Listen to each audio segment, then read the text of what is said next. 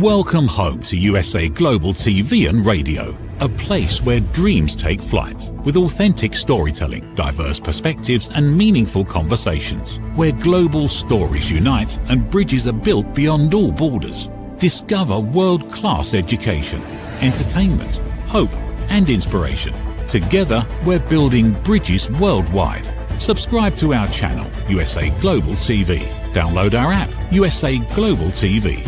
Be our guest or join our team. Visit usaglobaltv.com. Thanks to our founder and executive producer, Dr. Jacalyn Kerbeck. Music score by Yeffy Tang from Cloud Road Music. Voiceover artist Mike Porter. Creative direction by Paul Garcia. USA Global TV and Radio, your home for global connection. All rights reserved. This video and its contents are the exclusive property of USA Global TV and Radio. Unauthorized use, duplication or redistribution in any form is strictly prohibited. Good morning, good afternoon, and good evening. Welcome home to USA Global TV and Radio, where we proudly provide world-class education, entertainment, hope, and inspiration. My name is Dr. Jacalyn Kerbeck, and it is my pleasure and honor to welcome you today to A Woman's Prerogative. Our topic today is how we cope with adversity. We all have to face challenges in life. Sometimes they're expected or unexpected. How do we show up? Joining me is the star of our show. Her name is Reverend Lydia Fougeres, and she is located in Canada, where I understand it is below 20 degrees Fahrenheit. Whoa, freezing cold. The good Reverend is the TV show host of a show she just did right before this, and it's in English and in French, and it's called La Voix de la Guérison, or The Voice of Healing. Reverend Lydia is a healer herself. She is an empath, and she is someone who leads her life with her heart. She is also an author. Let's welcome Reverend Lydia Fougeres to the program. Reverend Lydia, nice to see you today. Hello, good afternoon. Good afternoon. Nice to see you also. Good afternoon to you. So our topic today, I think, is a really good one. And by the way, we want to say hello to our friends at E360 TV who are distributing our content for us. Reverend, would you share with our audience who's not familiar with your work a little bit about your background and how you help people? Yes. What I do is that I'm a reverend in metaphysics, and what I do is celebrate weddings. I do. And I wrote books that are called 111 Reflection for Thy Earth Odyssey, which I build programs from. Those are reflections that I made through the years because I have had a lot of adversity. And through those books, which are reflections, there will be a third one that will come out soon. I actually build programs, and I do one-on-one also. So there are courses that are based on the books, on the reflections, to guide people in their life. I am a holistic nurse. I am a registered nurse, first line for registered nurse, and a holistic nurse also. I'm a master in Reiki, and I invented the miracle mist. That is a mist to elevate vibrations. So I am a person that is an intuitive, as you have mentioned. And I do have my inspiration from the other side, so the other dimension. So whatever I create, I get the inspiration. I am dictated what to actually introduce in my products from the other side, which is amazing. And someone can make an appointment with me on my website or by writing to me at 1-514-582-6882. But I also do represent USA Global TV and Radio in Canada and in French countries. So for those that actually want to have their own shows or want to be guests on USA Global TV and Radio, I invite them to try to join me, and I will lead them to you, wonderful Dr. Jacalyn. That will be my pleasure. So we will have someone in our family that will be added. Thank you so much, Reverend. I really appreciate it. And thank you for sharing your background with our audience. You've helped many people. And so all they have to do is reach out. Your contact details are in the show notes. So let's get into the topic for today, which is really overcoming adversity. And it's interesting. I actually wrote a book on this when I first started writing, I believe in 2021 or 2022, when I interviewed people from all over the world. And one thing that really resonated with me was that people have this incredible desire to just find a solution. It's about moving forward, accepting and identifying and realizing the fact that things are not going the way you thought that they would go. And yet at the same time, not falling completely apart and realizing that you've got to step up and find a way to get a solution. So that's the way that I address things. Things have gone wrong in my life. I shouldn't even say they've gone wrong. They happen for a reason, then we learn things from it. And I know the same thing with you. And one thing that our audience may not know is there is that saying, the show must go on. So we show up whether we are feeling great, whether things are going well or not, we continue to show up. So Reverend, in your work with people, can you share when someone comes to you and they're dealing with adversity, what are some of the things that you coach them on or that you share with them to help them get through this? Well, what I actually show them is that adversity is there to actually learn, and that they have to make the most of it, even if it is very difficult. So I do not give them solutions at all because they have to find their own solution. So I always say, you are a very smart person, so you can find your own solution. I listen. I listen and try to make sense of what they are explaining. And I just try to walk them step by step in the problem. And I try to make them see the big picture because usually it is like someone that is right facing a wall. They face the wall, they do not see the big picture because they're too close. So, what I do is that I make them back up. And what I explain is that you have to look at, you know, the whole vision. You have to look at the puzzle first because the pieces, you've got some pieces that are missing. So you have to understand that whatever piece is missing will make some sense eventually. So we will work from there, cause to effect. Thank you so much for explaining that. And that's such a good point. So I know when I was getting certified as a life, career, and executive coach, that was one of the things that we were taught is that you don't provide solutions. You ask thought-provoking questions to get your client to think, and then you remain silent while they're processing the information so they can come up with their own answer. Because Reverend, what happens when we give people answers? When we give people answers, we are wrong because the thing is that we do not live their life.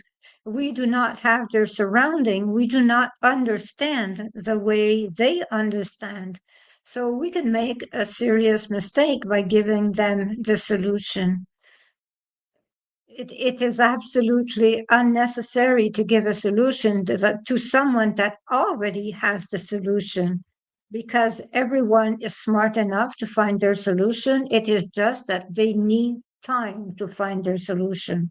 We have to encourage them to know that they already know the answer. Absolutely. And I think when we allow people to come up with their own solutions, we're showing them respect.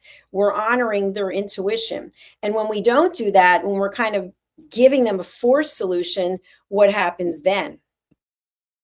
Well, what happens is that they try to do whatever we have suggested and they mess up. And who is blamed? It is us. And the situation is not repaired at all. So the thing is that they have to find their own solution at the end of the day, anyways. So those that give solutions actually should abstain from giving solutions. That is exactly what I told my granddaughter yesterday. I do not have a solution. You have the solution. So I know you're smart enough. So you will come up with an answer.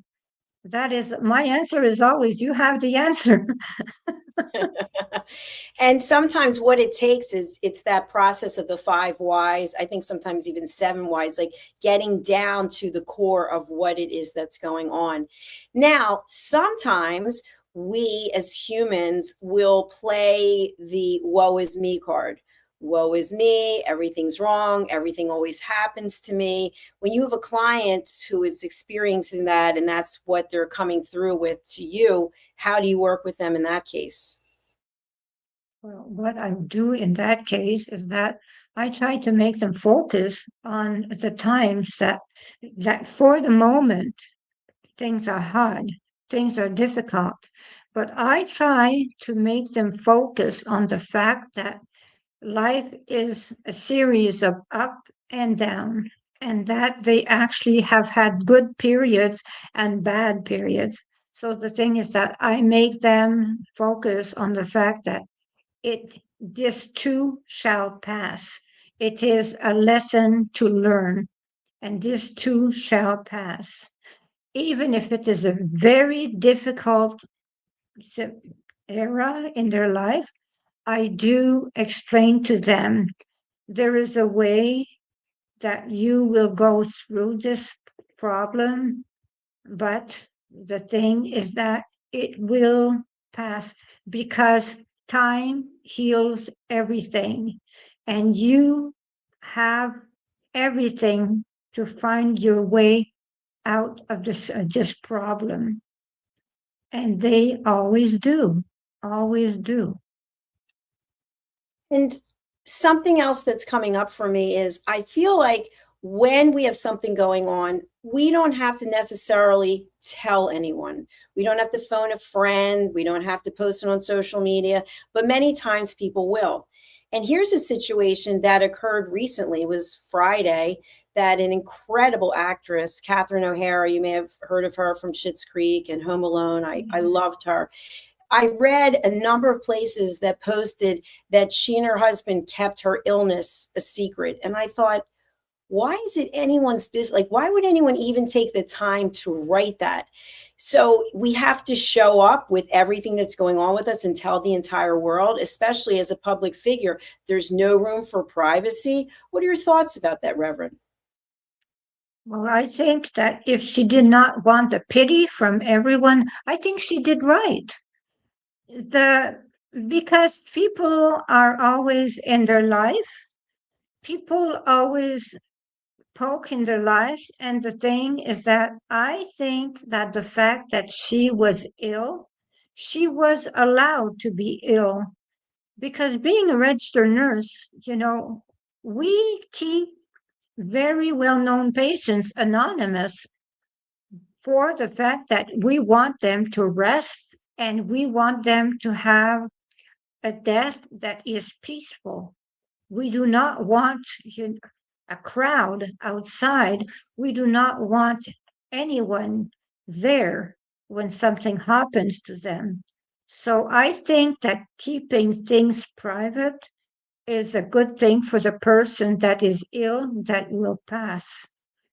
It is it is absolutely fine to do it because I experienced it, and I experienced the opposite when very important figures were known to pass at the hospital where I was. They were known to pass, and it was extremely difficult. I'm telling you, we are talking about flooded corridors, people trying to come in, the television, cameras coming to see the deceased. This is unbelievable. So it is very important to keep the privacy when we want things to stay small. Yes, I love how you shared that with our audience. So we're all entitled to privacy and we're all entitled to process our adversity as we would. And at the same time, it's like what happened with Catherine. People are like, well, why didn't anyone tell me? Why didn't you tell me? Well, we never knew because we don't have to share every single detail about our life. Now, what is it when inquiring minds want to know everything about us?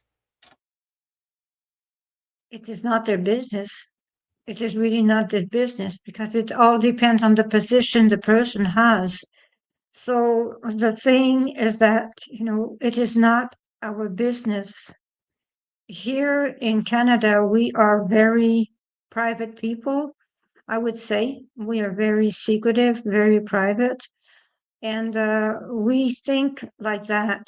And I used to have trouble understanding what it was about people wanting to know everything was happening in Hollywood and all those magazines that were around. I did not understand any of that before because I did not think that the fact that a star was a star, that they had to actually explain everything to the public, just like you see all those reality shows. In my opinion, they are completely ridiculous. Why would someone follow someone day after day, minute after minute? I do think it is like that. Reality shows are ridiculous for me because they pry. That is the way it works for me. So why don't they let alone those people that are doing some great work, movies? Why do not they let them alone in their private world when they are very good actors, good actresses? Why do they not let them alone in their private life? Because it does not change a thing to their career if you know that. I do not know if you know that they went in Paris to a restaurant. Who cares? Who cares? That is the way I see things. As long as they do good movies and they are good people, the important thing is that they are good people because we have to set an example. So we have obligations, that is for sure. When we are public figures, I admit we have obligations as public figures to be good people, to be good leaders. But the thing is that everything does not belong to media. Yes, the thing with the media, and I've noticed this, is I'll be looking at Instagram and all of a sudden I see a picture of two movie stars and the camera's like zoomed in. I think, why don't they just leave them alone? Because they get paid. They get paid to take photographs of people. That's their job. And something that I've read, that I forget which A-list celebrities were interviewed, and they said they realized that that's part of what they sign up for. They're in the public domain, and so they realize that their privacy comes at a cost. So we're talking about privacy today as it relates to overcoming adversity or going through adversity. And one of the things I want to talk about now is when we actually have been in the throes of adversity. I've seen people who film their entire scenario, whatever it is they're going through. They write a book, they do day by day TikToks or Instagram so that people can see what they're actually going through. So what are your thoughts as someone who works with clients to help them find their peace and actually to help them understand their own why? Is this a methodology that is healthy if you actually maybe have a film crew following you around, documenting what it is that you're going through? Well, it could be good if actually people learn from what you are doing.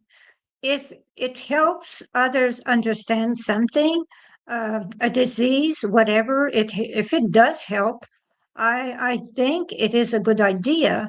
But the thing is that if it actually is something to actually give you an image, that give you some kind of image and boost your ego, I do not think it is important to have everything. I know some people that actually everything they do is online. Everything, whatever they eat, whatever they do, whatever, everything is online. But the thing is that having a TV crew follow you around, doing everything with you, That is, I would say, a little exaggerated, because the fact is that you do not, I'm not talking about you, Dr. Jack. The person actually does not represent reality as such. So, why do they call those reality shows? By following people that are going through all kinds of things, when actually this is not the reality of anyone else. So why would they call that reality shows when it's no one's reality? So I do have trouble understanding that adversity that is filmed over and over and over again does not help others that go through adversity. Yeah, I think there's a fine line, and I've actually talked about this on some shows in the past. There's a fine line in coming forward and sharing your story and then reliving it every single day. So we've had some people who have been on here who have had horrific things happen to them. And I would ask them, how do you continue to move forward when your entire platform is based on the loss that you suffered? And it's tough because they're constantly having to retell the story. And it could be suicide, it could be someone who was kidnapped. I mean, we've had all kinds of people on with different stories. And I think it does get to the point where it really starts to wear them down. And the other thing is, we've had people on who were given a diagnosis of a disease and were given a certain amount of time left to live. And they've been documenting it, they've been filming it throughout the course of time, and the one person's 3 years later, they're still going strong. But they actually will have a camera crew come into the doctor's office and film their surgeries or their procedures, and it's gotten to the minutia of what it is that they're going through, how many times they go to the bathroom, like all these things. And so I do wonder if there is a boundary where it's no longer helpful and maybe it's too much information. I don't know. I'm not making a judgment. I'm just chatting with you about it. When is too much information versus just enough? You are right, because too much information is like not enough, because sometimes it is like it goes on and on and on and on, because everything is, repeats. When a person is sick, well, the thing is that they have medication, they go to the washroom, they eat, they go see the doctors, and so on and so forth. Yes, there is a constant battle. I do understand that. But at the same time, there are ups and downs. So the thing is that, filming them all day long and watching whatever is happening to them is actually something that is depressing to the people that actually are watching, because they actually are preparing themselves to be sick.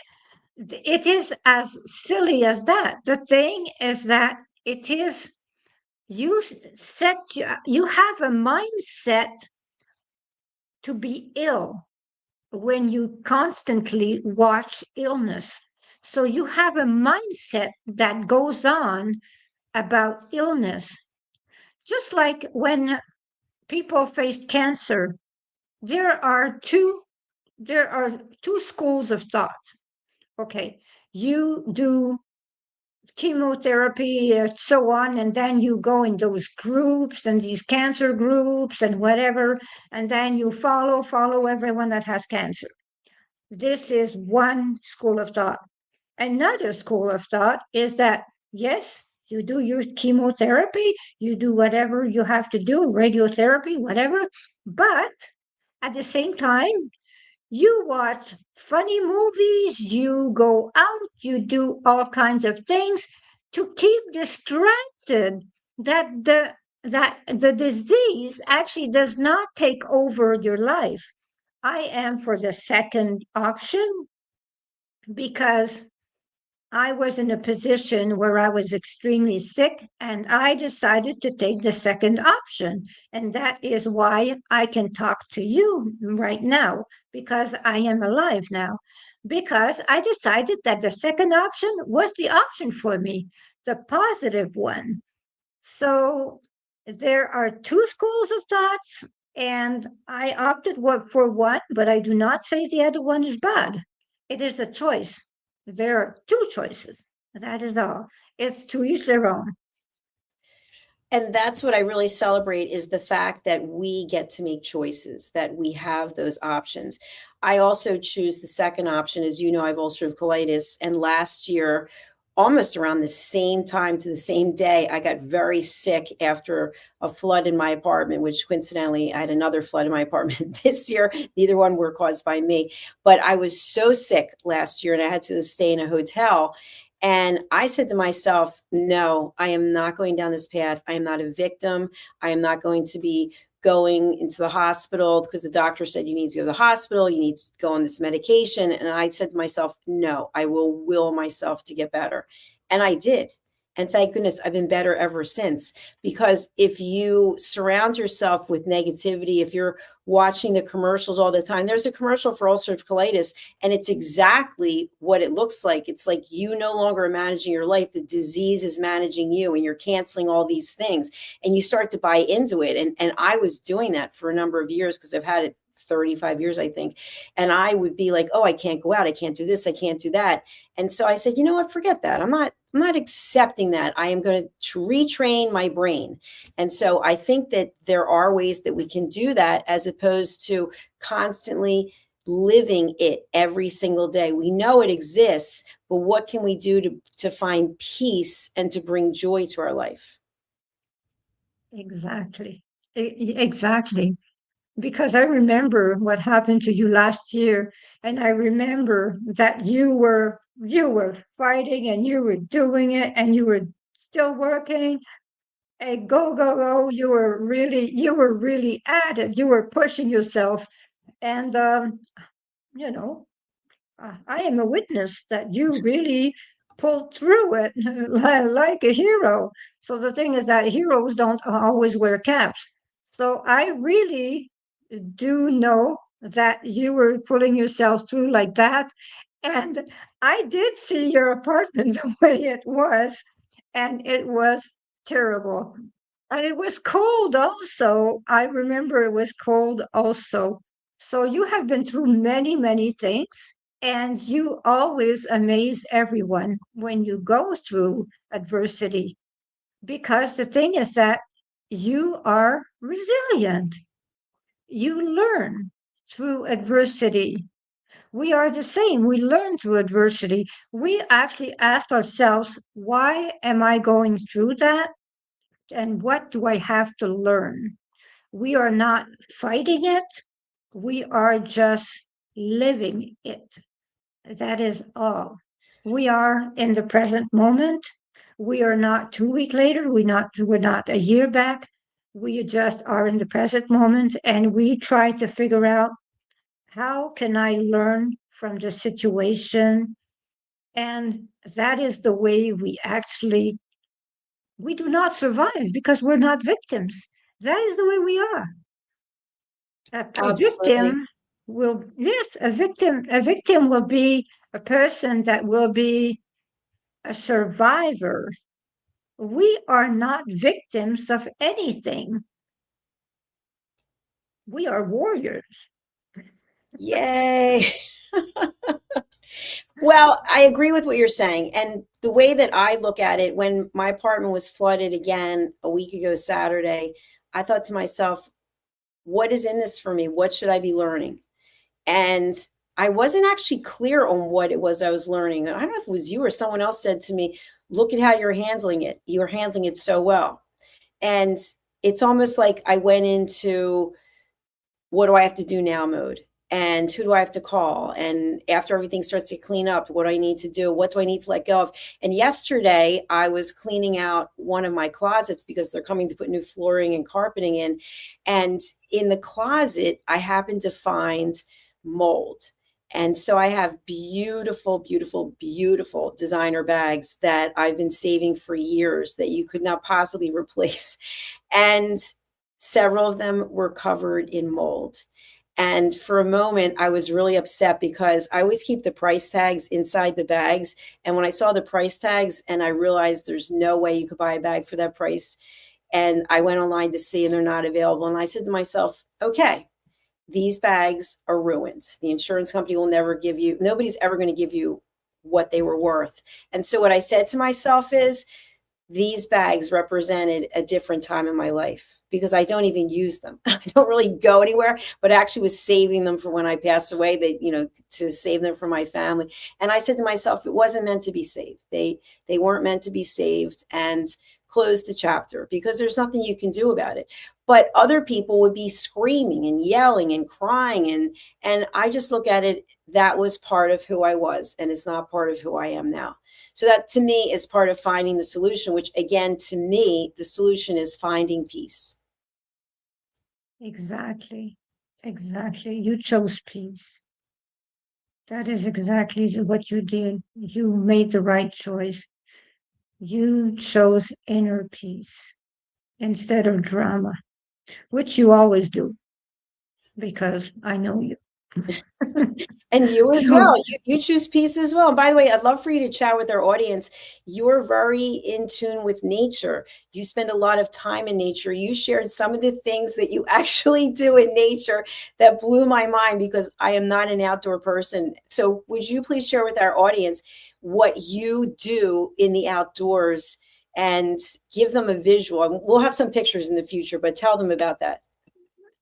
okay, well, I live in Canada, in Eastern Canada, and right now it's my minus 20 Fahrenheit.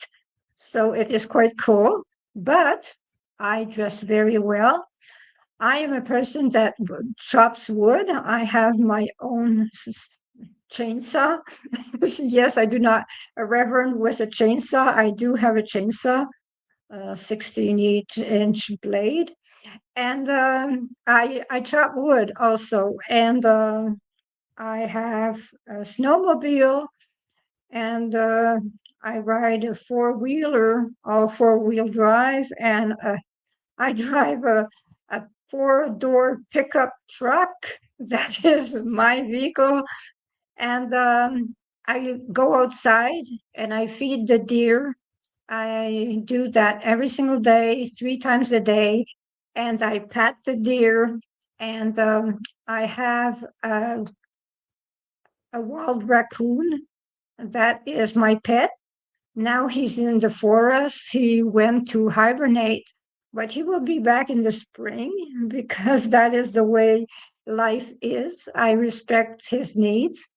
So that is pretty much the life that I live here. I live a life where I am on a land of 53 acres, where there are, everyone knows everyone, and we are happy.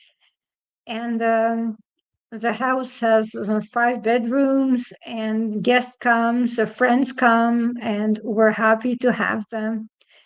And I live the happy life. I am a person that am very happy.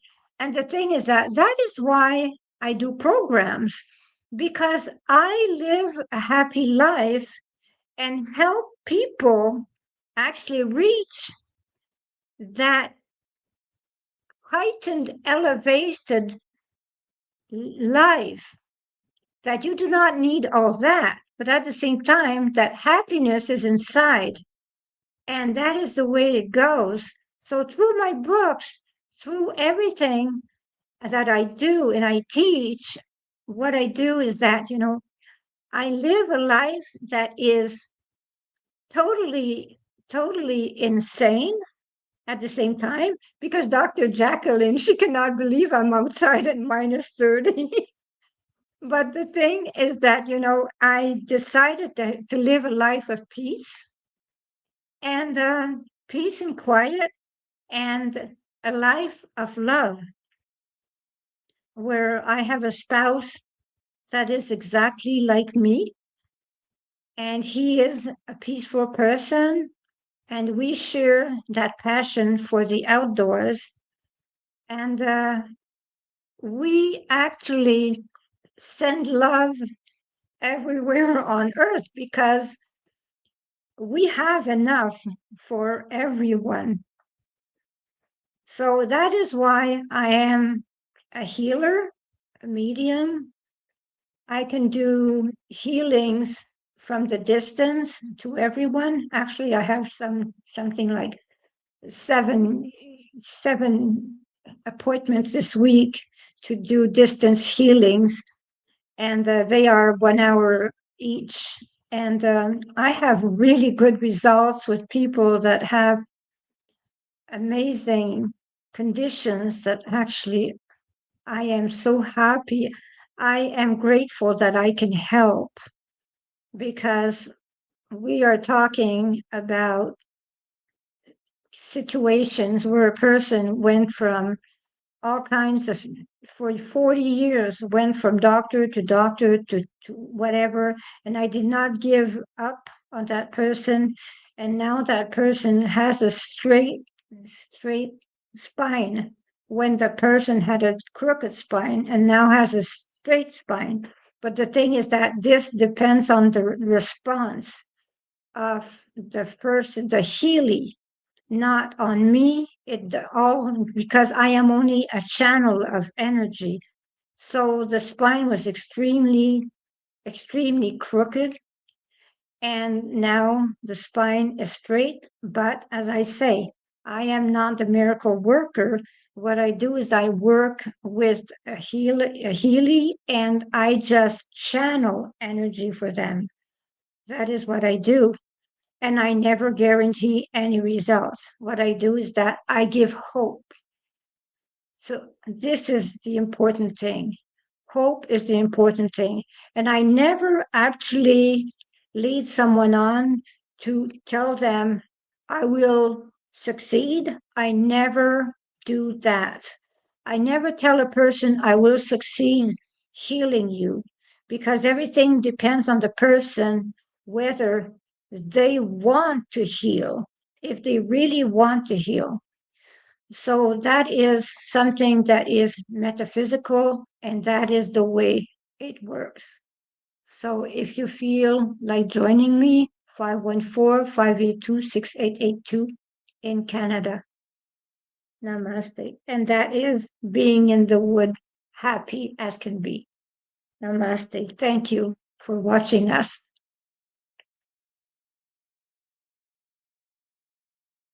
Thank you so much, Reverend Lydia. We're coming to the end of our show. I'll let you close us out. Thank you so much for having me, and I look forward to seeing everyone again soon. Well, thank you so much, because the Dr. Jacalyn is the one that opened the show. I have to admit, I have a cold, and she offered to open the show, and I was very grateful. I'm always grateful for what she does for me, because Dr. Jacalyn is a very amazing woman. So I do appreciate, and if you want to learn elevated listening, I do recommend for you to buy her books that are on Amazon also, and take her courses, because she teaches elevated listening. So please join us at USA Global TV and radio, and you will be quite happy. And please purchase Dr. Jacalyn Kerbeck's books. You will never regret buying her book, because you will learn a lot from her knowledge. She is an incredible, intelligent person that will really teach you a lot. So thank you for being here, and goodbye. In a noisy world, true connection begins with listening. Elevated listening transforms every conversation in just 5 simple steps. Pause and breathe. Set your intention. Listen with curiosity. Reflect back. Agree on one next step. Join the Listening Mentor on Let's Finally Talk with Dr. Jacalyn Kerbeck, the Listening Mentor, where we help you find inner peace, one conversation at a time.